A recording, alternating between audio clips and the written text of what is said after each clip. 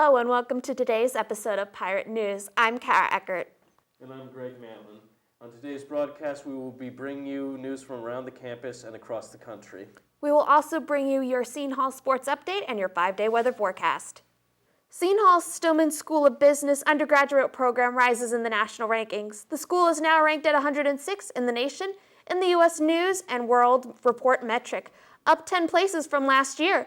In total, U.S. News measured 514 business programs across the United States for its ranking, with Stillman placing in the top 20% of all schools.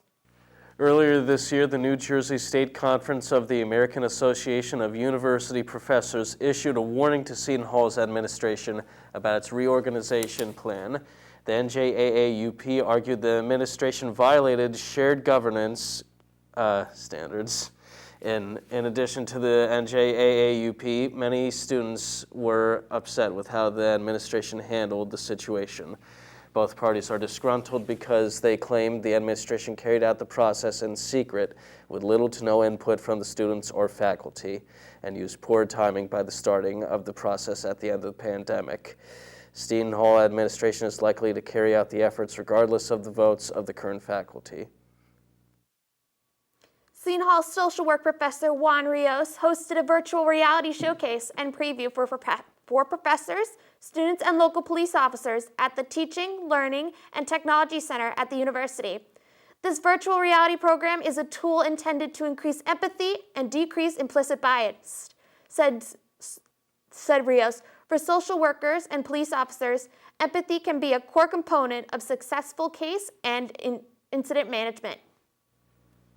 On September 24th, Seton Hall will be hosting Community Building Friday. The school invites everyone on campus to come together to build and support our Latino community, which we'll be preparing this week for our annual gala. The event will be taking place in Fahey Hall, room 246. Now we'll head over to Liam Plate with your Seton Hall sports update. Liam? Thanks, Greg. Hello, Pirate sports fans. I'm Liam Plate here with your Seton Hall sports update. The men's soccer team dropped their conference opener this past weekend as they fell to Providence in a nail-biter 3-2. J.P. Marin and Matthias Sundell scored the 2 goals for the Pirates. Seton Hall had the lead for about 10 minutes until the Friars scored their final 2 goals in the 81st and 83rd minutes. They will look to get back in the win column this Friday as they will be home once again and play host to the Marquette Golden Eagles. On the women's side of soccer, the team has enjoyed a few days of rest as their last game was this past Friday against Columbia. They suffered a 2-0 loss in New York City, but with a strong start to the season, they look ahead to more wins.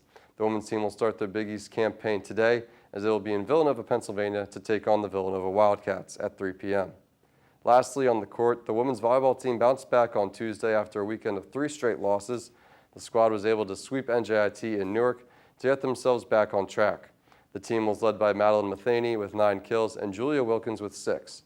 On the defensive side, the team reeled in 41 digs and 8 blocks. The next game will be on Friday as they head to Storrs, Connecticut, take on the Yukon Huskies.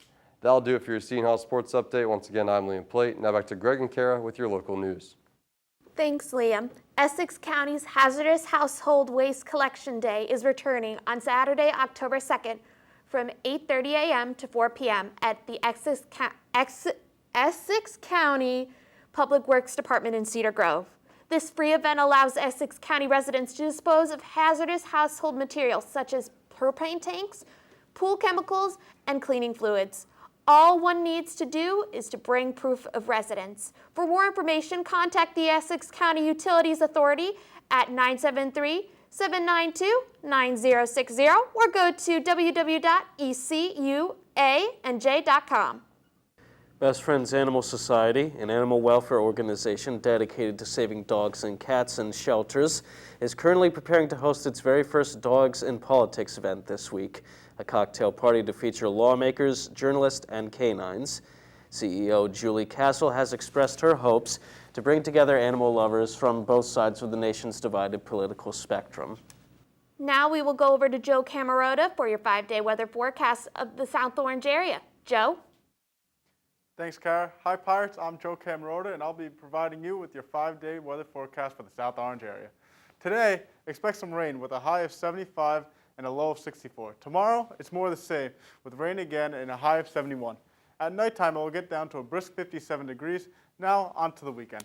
On Saturday, we'll see see a thunderstorm in the morning, and by nighttime it will clear up. Expect a high of 72 and a low of 59 to kick off the weekend. Moving to Sunday, expect a picture-perfect day as the sun will be shining and there will be a high of a comfortable 70 degrees. The low at night will be 53, so if you're going out, make sure you bring a light jacket. Finally, on Monday, expect another nice day as the sun will be out with a high of 72 and a low of 53 degrees. That will do it for your 5-day weather forecast. Once again, I'm Joe Camarota. Now back to Greg and Kara at the desk with more news from across the country. Thanks, Joe. The 73rd Annual Primetime Emmy Awards were held this Sunday.